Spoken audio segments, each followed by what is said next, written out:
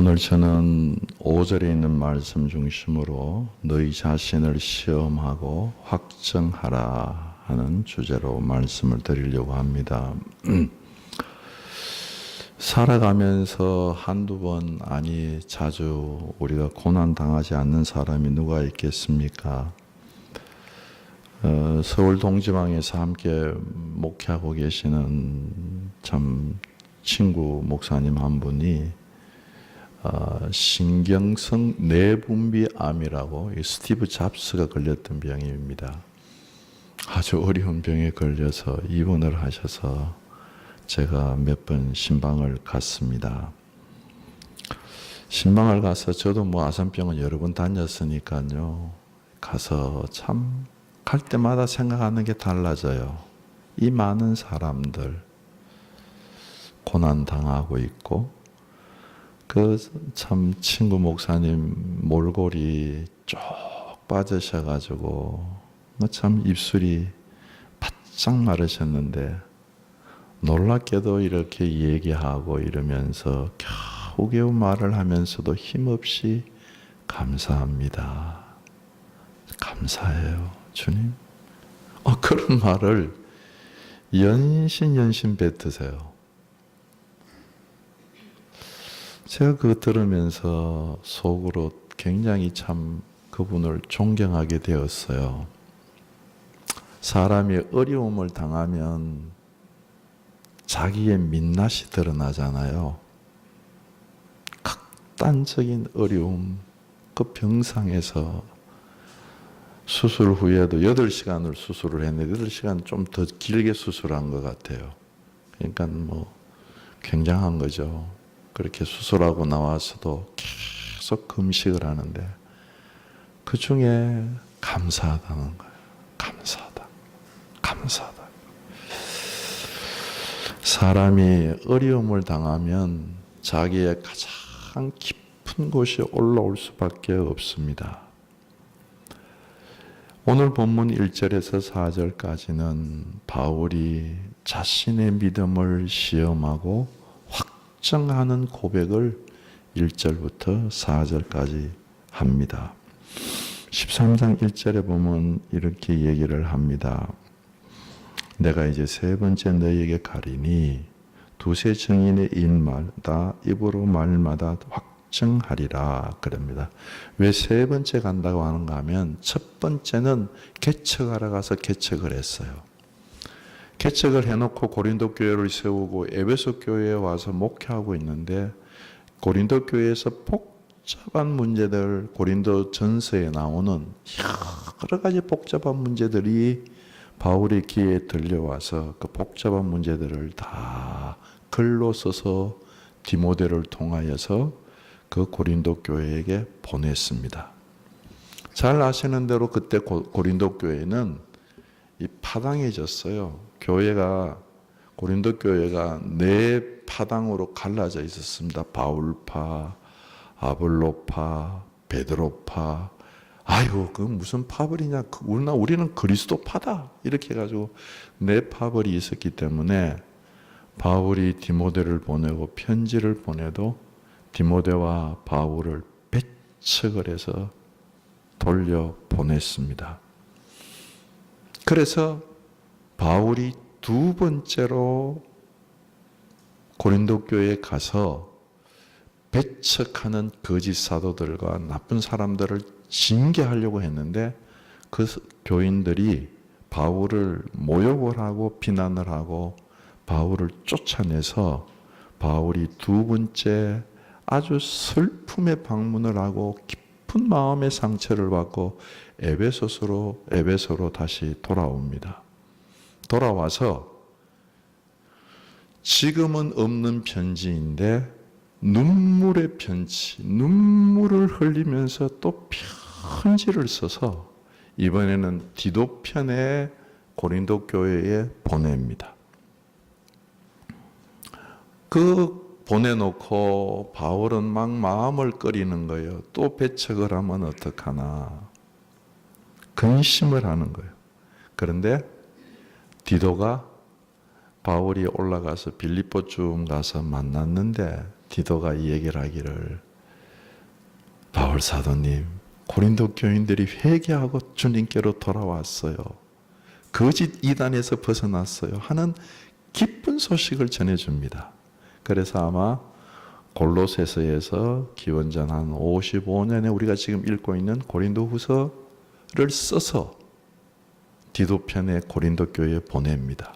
그래서 전반부는 디도를 통해서 돌아온 그 참 교인들에 통해서 위로를 받았다는 내용이 나오고 10장부터 13장까지는 아직까지도 돌아오지 않고 바울을 비난하고 있는 일부 고린도 교인들과 그리고 그 일부 고린도 교인이 받아들이고 있는 거짓 사도들에 대하여서 엄중한 말로 이야기를 하면서 바울이 자신의 사도권을 변호하는 것을 말씀을 하고 계십니다. 그래서 이제 고린도 후서를 보내면서 내가 이제는 세 번째 너에게 가면 너희들이 나를 비난하는 말 하나하나 다 들어서 두세 정인의 입으로 정참을 할 것이다. 그들이 비난했던 말들은 야, 바울이 언제 예수님 따라다녔다고 사도냐? 바울은 돈을 밝히는 사람이다. 돈 문제. 그리고 바울은 뭐 글은 그럴듯하게 쓰지만 설교하는 거 들어보면 형편없어 하는 얘기들. 그리고 율법주의자들, 거짓 선지자들이 다른 예수, 다른 영, 다른 복음을 전하면서 바울이 전한 복음은 복음이 아니라고 얘기를 했습니다. 그래서 그런 여러 가지 얘기들을 다 누구부터 나왔는지 정참을 해서 정인을 세우고 이야기를 듣겠다고 말씀을 하고 계시는 것입니다. 목회를 하다가 보면 참 답답할 때가 있어요.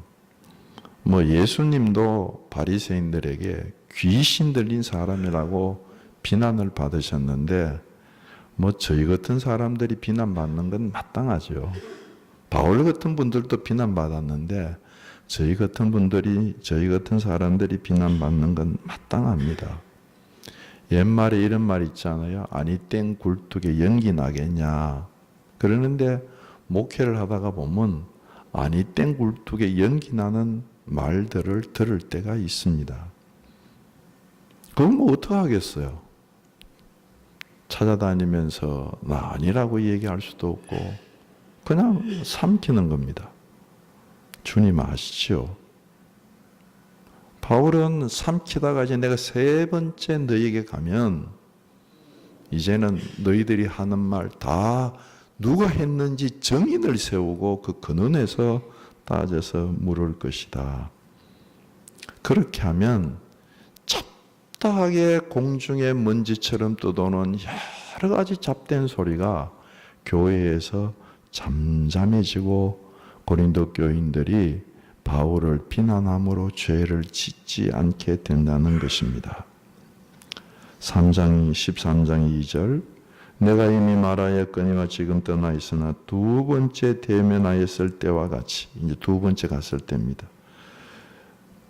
전에 죄 지은 자들과 그 남은 모든 사람들에게 미리 말하노니 내가 가면 용서하지 아니하리라. 대단한 말이죠. 글을 써서 말로가 아니라 글을 써서 내 너희들을 결단코 용서하지 아니하리라. 이 대단히 강경한 말입니다. 하나님의 사랑으로 하나님의 열심으로 고린도 교회를 섬겼던 바울의 입에서 너희들을 용서하지 않는다. 어떻게 이렇게 용서를 전하고 사랑을 전하는 사도의 입술 속에서 이런 말이 나올 수 있을까? 고린도후서 13장 10절에 보면 바울의 마음이 나오는데 10절에 이렇게 얘기를 합니다. 그러므로 내가 떠나 있을 때에 이렇게 쓰는 것은 대면할 때에, 세 번째 만날 때에 주께서 너희를 넘어뜨리려 하지 않고 세우려 하여 내게 주신 그 고난을 따라 엄하지 않게 하려 함이라. 세 번째 가가지고 만나가지고 그들을 사도의 고난을 가지고 출교를 하고 그들을 징계하기 이전에 말로 미리 용서하지 않겠다고 이 얘기를 해서 너희들이 돌아오면 세 번째 만날 때에 주 안에서 기쁨으로 만나려고 내가 이렇게 얘기한다. 그렇게 바울의 진심을 13장 10절에서 말을 합니다. 그러면서 바울이 들은 말을 3장 3절에서 얘기를 하는데, 이는 그리스도께서 내 안에 말씀하시는 증거를 너희가 구함이니. 고린도 교인들이 바울에게 하는 말이 이 말입니다. 바울, 당신 안에는 정말 그리스도가 하시는 말씀이 있어요? 그 증거가 뭐예요?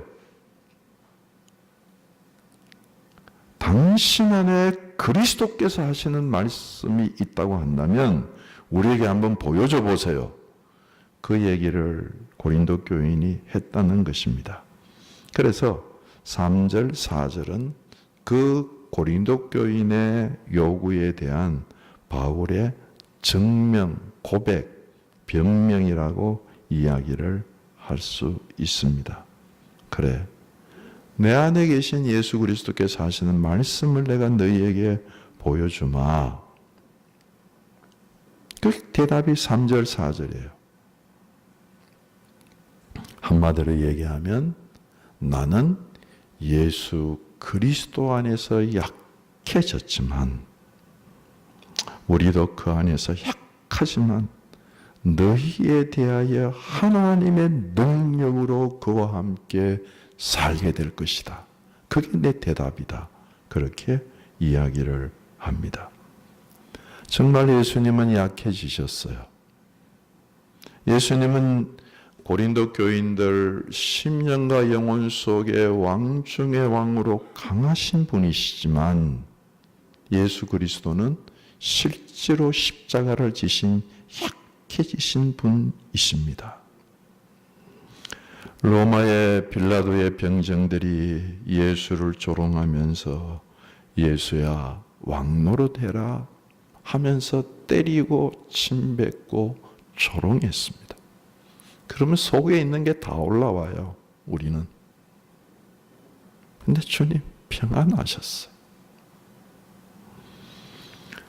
여기 지금 가시로 3개의 십자가를 만들어서 올렸습니다마는, 이 가시를 가지고 왕관을 만들어서 유대인의 왕이여 왕노릇해라 하고 가시로 그의 머리에 면류관을 만들어 씌우면서 종노릇 조롱했습니다. 십자가에 달릴 때 사람들이 야, 너가 하나님의 아들 예수냐? 너 자신을 한번 구원해봐라. 조롱했습니다. 주님 정말 약해지셨어. 바울도 주님과 함께 그 고린도 교회 교인들의 비난을 받으면서 자기 자신이 약해졌다는 것입니다. 약해졌다. 그래서 10장, 11장 쭉 읽어보면 나는 약한 것들 외에 자랑할 것이 없다. 내가 약했을 때가 가장 강할 때다 하는 자기 변명을 계속해서 하는 것을 볼 수가 있습니다. 그럼에도 불구하고 그 예수가 정말 약하신 분이냐? 아니라는 겁니다. 십자가를 지고 그렇게 조롱을 받으면서 멸시를 받으면서 십자가에 처참하게 돌아가셨지만, 예수께서 그리스도를 부활하여 살리심으로 이 세상에 있던 어떤 인생도 정복하지 못한 죽음을 발로 밟으시고 왕 중의 왕이요 부활하신 주로서 강한 예수라고 바울이 말씀하고 계시는 것입니다. 그 강한 예수가 고린도 교회의 교인들에게 그렇게 비난할 때 그 로마 병정의 조롱을 받을 때 약해진 것처럼 자기도 예수 안에서 강한 사람이지만 예수님을 따라서 나는 예수님 안에 약한 존재이지만 내가 하나님의 능력으로 예수와 함께 살게 될 것이다. 제가 중학교 때 저희들을 가르쳤던 김태한 교장 선생님이라고 장로님이신데 그분이 한번 경건회를 인도하시면서 제 중학교 때인데 아직도 안 잊어버리져요. 여러분 우리가 어떤 존재인지 아세요? 그러시면서 종이를 한 장 이렇게 꺼내셨어요. 그러면서 우리는 종이 같아서 우리는 너무 약합니다. 그러시더니 이 종이를 가지고 찢으시기도 하고 구멍을 내시기도 하고 이러면서 우리는 잘 찢어지고 우리는 조그만 일에 잘 상처를 받고 우리는 뭐 조그만 바람에도 흔들리는 너무너무 약한 존재입니다. 그러나 이 약한 존재가 그 학교 벽에다가 딱 붙이시고 하시는 말씀이 벽에 붙어 있으면 이 종이를 찢을 수도 없고 종이를 뚫을 수도 없고 종이를 들어 올릴 수도 없고 이 종이가 이 벽처럼 굳건할 수 있습니다.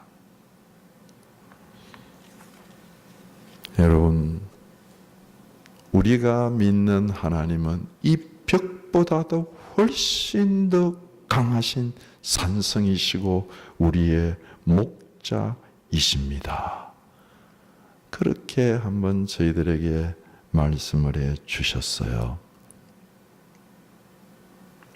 참 우리는 누구에게 붙어 있느냐 이게 정말 중요한 관건입니다.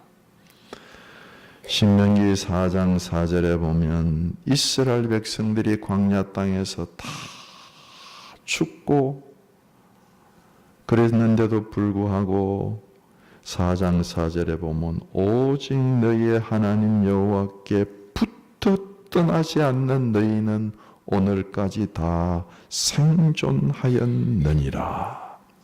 붙어서 하나님께 붙어서 떠나지 않는 너희는 오늘까지 다 생존하였느니라. 바울은 고백합니다. 너희들이 나를 향하는 비난과 너희들이 나를 향하는 모함과 너희들이 나를 향하는 여러 가지 독한 말 때문에 내가 참으로 예수님이 십자가에 달리는 것처럼 힘이 없고 연약하게 십자가에 달리고 있지만 하나님의 능력으로 우리를 예수와 함께 다시 살아나게 하실 것이다. 그렇게 고백을 합니다. 사람의 됨됨이는 내 믿음이 어떠한가는 고난을 당해보면 압니다. 어려운 일을 부딪혀보면 그 사람의 깊이를 알 수가 있어요. 환난의 바람, 고난의 바람, 참으로 어려움의 바람이 우리 가운데 몰아치면 우리는 자연스럽게 왜 나만 이 모양이냐? 원망이 일어나고 조금 갑질을 당하는 것 같으면 울컥하고 화가 치밀어 올라오고 견디지를 못합니다. 그러면서 화 속에 갇혀서 마음이 강팍해지고 좌절감과 절망감과 상실감 속에 인생이 침참하게 이렇게 깔아앉습니다.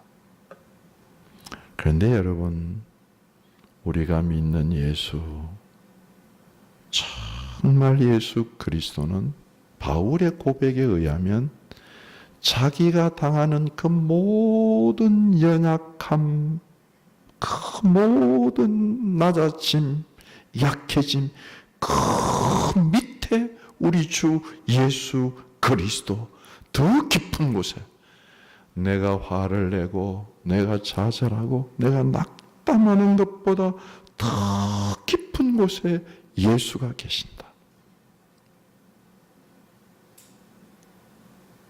바울은 나는 예수 안에서 약해졌다. 나는 예수 안에서 깨어졌다. 나는 예수 안에서 상처를 받았다. 그렇기 때문에 뭐라고 얘기합니까? 종이와 같은 내가 의지하고 있는 예수, 그 예수가 내 속에서 솟구치고 있고 올라오고 있고 하나님의 능력으로 말미암아 나를 다시 살릴 소망을 주신다. 예수님이 산상수훈을 다 마치시면서 마지막 결론에서 우리 인생은 두 가지 집을 짓는다고 말씀을 하셨지요. 하나는 모래 위에 집을 짓습니다. 한 분은 반석 위에 집을 짓습니다. 집을 지었는데 펌뜻하게 지어서 평소에 참 바람 불지 않고 따뜻하고 모든 일이 잘 될 때는 참 좋은 집 같았어요. 그런데 주님 말씀하셨죠? 홍수가 납니다. 창수가 납니다. 어려움이 닥쳤습니다. 바람이 붑니다. 그때 바닥이 드러나는 거예요. 그때 그 신앙인의 바닥이 드러나는데 모래 위에 지은 집은 바닥을 드러내면서 무너진다는 것입니다.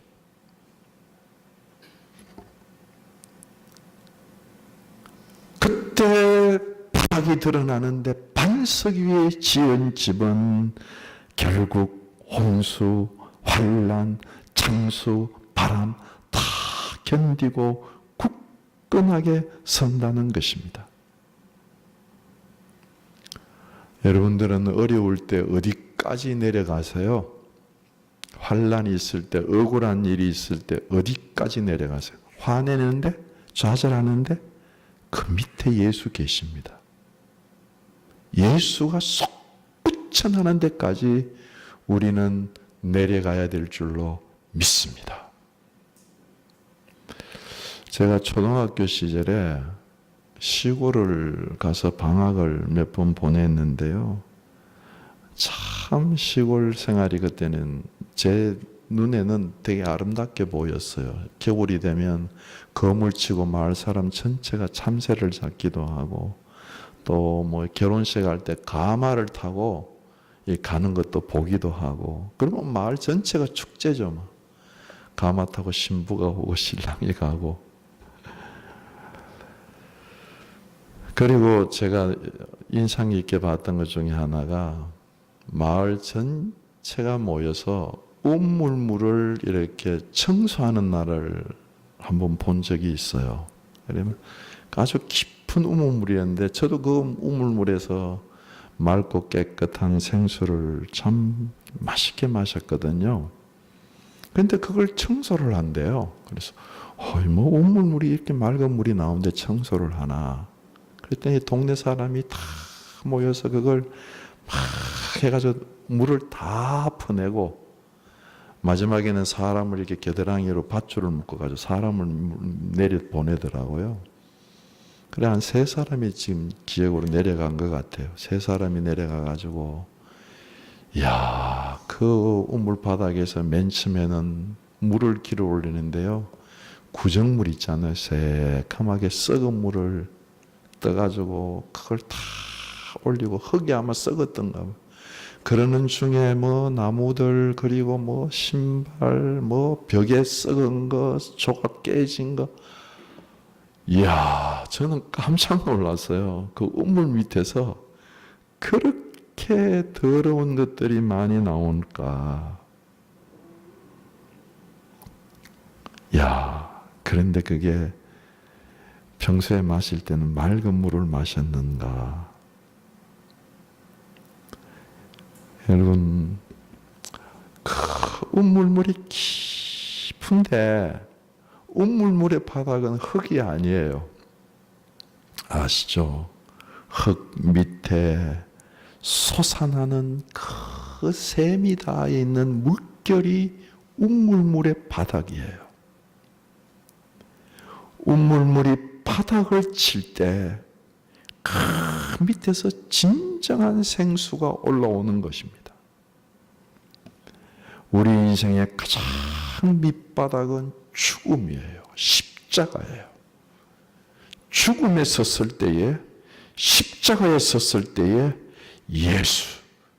예수가 우리 속에서 올라오는 은혜가 있기를 주께서 원하실 줄로 믿습니다. 그렇습니다. 사람이 고난을 당하면 자신에 있는 가장 깊은 것이 올라와요. 화가 올라오고, 좌절감이 올라오고, 복수심이 올라오고, 저주하는 마음이 올라오고, 그래도 안 죽잖아요. 그래도 자살하지 않잖아요. 그런데 바닥에 도달하면 자살해요. 죽고 싶다 그럽니다. 그런데 바울은 자기가 예수 안에서 십자가를 지고 십자가의 죽음 앞에서 약해지는 가운데 자기에게 올라오는 것이 있는데 그것은 예수, 하나님의 능력이 내 속에서 올라와서 내가 예수와 함께 살게 된다 하는 그 소망이 올라온다는 것입니다. 여러분들 가장 깊은 곳에서는 무엇이 올라오고 계십니까? 바울은 예수 그리스도와 함께 십자가를 지면서 약해졌다고 얘기합니다. 약해져서 정말 바닥을 치는 거예요. 그런데 그 약해진 속에 자기의 모든 끈이 떨어진 그 바닥 밑에서 예수가 올라오는 거예요. 하나님의 능력이 솟구친 그게 신앙인이 아닐까요? 그런데 신앙생활 하면서 내 속에 있는 것만 올라와. 그건 5절에 말하는 예수 그리스도께 버리운 자가 아닐까. 바울은 이렇게 고린도 교인들에게 자기 안에 있는 예수를 보여줬습니다. 그리고 5절에서 너희 자신의 믿음을 시험하고 테스트하고 그리고 너희가 정말 믿음에 서 있는지 확정해봐라. 만약 그렇지 않으면 너희는 버리운 자일 것이다. 대단히 막중한 말이죠. 오랜 신앙생활의 연륜은 참 중요한 거예요. 그런데 오랜 신앙생활의 연륜을 쌓다가 보면 신앙이 생명력이 없어지죠. 습관화가 되고 관습화가 되죠. 생명이 없어져요. 성경도 많이 읽어봤고 은사체험도 했고 주일도 성수하고 그래도 나 양심을 지키고 다른 사람보다 낫고 내 신앙에 내가 만족해. 오랫동안 내가 신앙에 변함없이 내가 주님을 섬겼어. 이렇게 오랫동안 살다가 보면 그게 참 좋은 거예요. 좋은 건데 자기 믿음을 한번 시험해 봐야 될 때가 있습니다. 내 믿음이 생명력이 있는가? 바울처럼 그 깊은 곳에서 예수가 올라오는 그 생명력 있는가? 너희도 확정해 봐라. 나도 지금 확정해서 너희에게 보여주고 있지 않니? 여러분, 이 생명력이 없으면 우리가 우리 신앙에서 스스로 자기를 속일 수가 있습니다. 갈라디아서 6장 3절에 보면 만일 누가 아무것도 되지 못하고 된 줄로 생각하면 스스로 속임이라. 스스로 속임 당할 수 있습니까? 없습니까? 성경은 스스로 속인다. 그렇게 말씀을 하십니다. 야고보서 1장 26절에도 이렇게 말씀하십니다. 누구든지 스스로 경건하다 생각하며 자기 혀를 재갈 물리지 아니하고 자기 마음을 속이면 자기 마음을 속일 수 있대요. 이는 이 사람의 경건은 헛것이라. 속일 수 있습니다. 그렇기 때문에 자기를 시험해보는 일은 굉장히 신앙생활에서 자기를 한번 점검해보는 일은 매사 모든 일에도 그렇지만 자기 신앙을 점검해서 확정하는 일은 정말 중요한 일입니다. 작년 7월 27일 날 제가 한번 말씀을 드렸습니다. 유기성 목사님을 모시고 세미나를 듣는데 그분이 이런 말씀을 하시더라고요. 자기가 데리고 있던 부목이 이제 청빙을 받아서 제법 큰 교회에 담임 목사로 가는데 그 교회 축사를 하러 갈 때 무슨 말을 해야 될까? 그런데 주님이 예수 잘 믿으라고 해라. 아이고 주님 목사인데 예수 잘 믿으라는 말은 너무 그것이 싱겁잖아요. 그리고 가만히 생각하니까 진짜 그것이 핵심적인 말이라. 그래서 축사하러 가서 예수 잘 믿으라고 얘기하면서 예수를 잘 믿는 10가지 이야기를 해주었답니다. 첫 번째로 예수 잘 믿는다고 하는 것은 여러분들도 한번 여러분들 신앙을 여기에 한번 체크 한번 해보시죠. 테스트 한번 해보시죠. 첫 번째, 보이지 않는 예수님이 보이는 하나님으로 바로 보이면 예수 잘 믿는 것이다. 두 번째, 혼자 있을 때 예수님을 바라볼 수 있으면 예수 잘 믿는 것이다. 세 번째, 교인들을 볼 때 예수님이 함께 보이면 예수 잘 믿는 것이다. 네 번째, 돈보다 하나님이 좋아질 때 예수 잘 믿는 것이다. 다섯 번째, 예수님의 칭찬을 듣기 때문에 사람의 칭찬, 명예에 연연하지 않게 되었다면 예수 잘 믿는 것이다.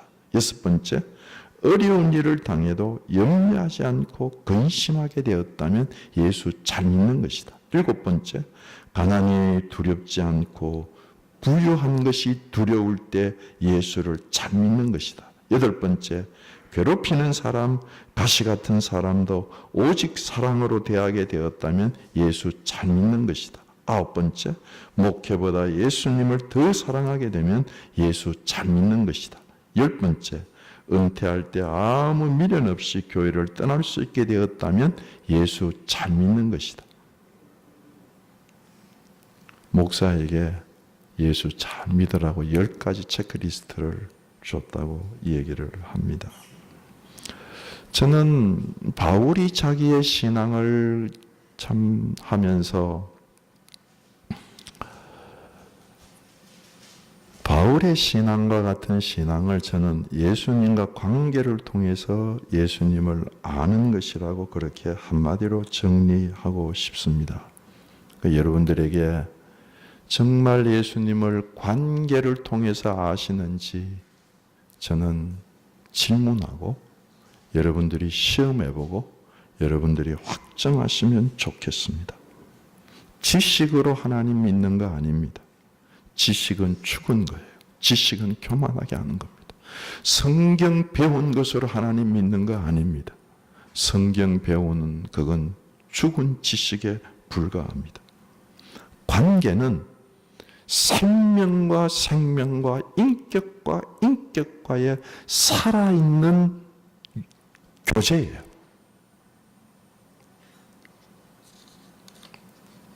예를 들면 내가 신앙생활을 좀 잘못하는 것 같고 제가 지난 주간에도 저는 그런 거 들었는데 이 얘기하다가 보면 나를 막 드러내고 싶어가지고 얘기할 때 그런 어떤 조그만 잘못이 있을 때도 주님이 찾아오셔서 나를 향하여서 탄식하시면서 책망하는 것이 느껴지면 그건 주님과 관계가 바로 되어 있는 거예요. 성령님의 탄식하는 소리가 들리면서 얘야, 너 그렇게 하는 거 잘못하고 있지 않니? 내가 잘못하는 삶보다도 잘못하는 삶 속에서 일어나는 자책감보다도 더 깊은 곳에서 주님이 나를 향하여서 나무라시고 탄식하시고 주님이 나를 향하여서 책망하시는 소리가 들을 수 있다고 한다면 우리는 주님과의 관계가 바른 관계입니다. 반대로 내가 잘할 때입니다. 내가 충성하고 헌신하고 잘할 때, 남 모르게 봉사할 때 예수님이 기뻐하시고 나를 격려해 주시고 나 참 너 보니까 기쁘다. 너 참 잘하고 있다. 그래, 계속해서 그렇게 나를 나타내며 나의 사역에 힘쓰라 하시고 내가 충성할 때 주님이 오셔서 나의 충성을 받아주시면서 그래, 내가 기쁘다. 내가 너로 인해서 즐겁다. 내가 내 삶을 보니 정말 상 주고 싶다. 이렇게 주님과의 살아있는 관계를 가지면 그게 예수 잘 믿는 거라고 저는 생각을 합니다. 뭐 복잡한 리스트가 많겠지만 가장 근본적인 것은 주님과 생명이 있는 관계입니다. 잘할 때도 못할 때도 주님이 내게 하시는 말씀이 있어요. 주님이 내게 들려주시는 그 깨달음이 있어요. 일주일을 사시면서 더군다나 우리가 사순절을 보내시면서 일주일의 삶 속에 예수님이 나를 책망하신 일이 있으셨습니까?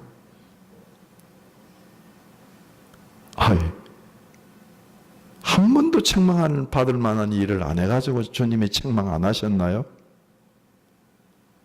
일주일 동안 사시면서 주님이 나를 기뻐하시면서 나의 헌신과 나의 충성을 받아주신다고 즐겁다고 하시는 말씀을 들어보셨습니까? 그렇다면 신앙생활 잘하고 있는 것입니다. 만약에 그것이 없다면 조심하셔야 합니다. 버림받음,